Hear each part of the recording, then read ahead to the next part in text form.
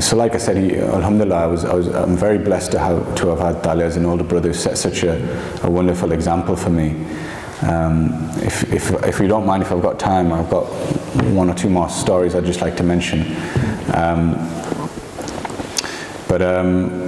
The last national ijtima that we had, not last year's, but I think it was 2019 or 2018, Taalay was Nazim Setis Jismani for Atfal, and he used to run the sports at National Ijtima, you know, the football, the cricket, table tennis, the indoor sports, the athletics, wherever else Atfal do on the sports for National Ijtima.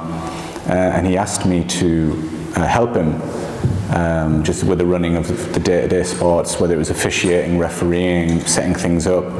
And of course I was more than happy to help, and I got to spend some good quality time with him. And so after the 2 days worth of sports, we came to the final concluding session where he was going to give out the prizes for the sports. And obviously there was a few hundred Atfal in the field. You know, it was lovely weather, and they're all sat down. And just as he's about to start the concluding session, he turns to me and he says, "Adil, I want you to do the concluding session." And I was, just felt so out of my depth. And I just was like, I don't want to do this because, I'm not confident enough, and, you've just kind of asked me on the spot. But I think he said, if I'd asked you earlier, you would have been thinking about it all day, and then you would have got even more anxious, and you definitely wouldn't have done it. I want you to do it, and I'm asking you on the spot for this reason. So, I didn't want to do it, but, Taalay convinced me. He was like, you can do it, it's fine, just talk about this. This is how you structure a concluding session. This is how you start with the lavat and this and that, and then you talk about these things. And I want you to do it. So at the time I just thought, like, what's he doing? Why is he putting me in this position? Does he just want to kind of take a back seat and chill out, put his feet up? He wasn't like this, so I didn't think, well, it can't be this. He just must think that it's a good opportunity to train me. So anyway, I do the concluding session, and I remember I was doing it and speaking at the front, in front of all these Atfal and the Khuddam who were there as well. And I look over to Taalay, just quickly glance over at me, and he's sat on his phone, not watching. And I remember thinking, oh, he's not even watching.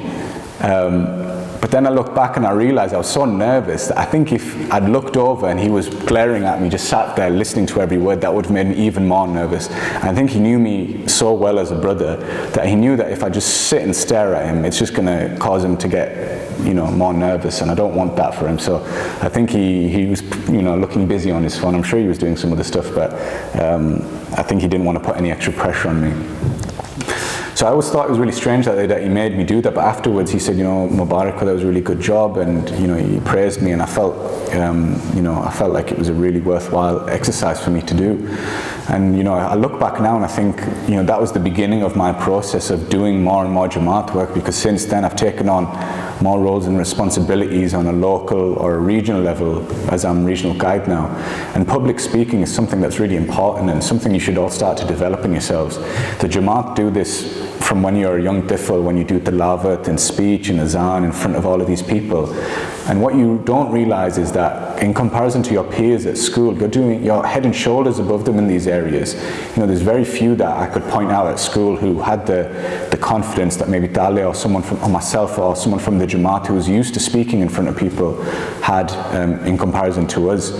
So this is something that, mashallah, the Jamaat promotes us to do, but as well, Taalay took it on himself to train others as well. He didn't just do it himself. He didn't feel like he had to do everything himself. He used his platform to make sure those who were around him who had less experience had opportunities to speak in front of others and develop their own skills.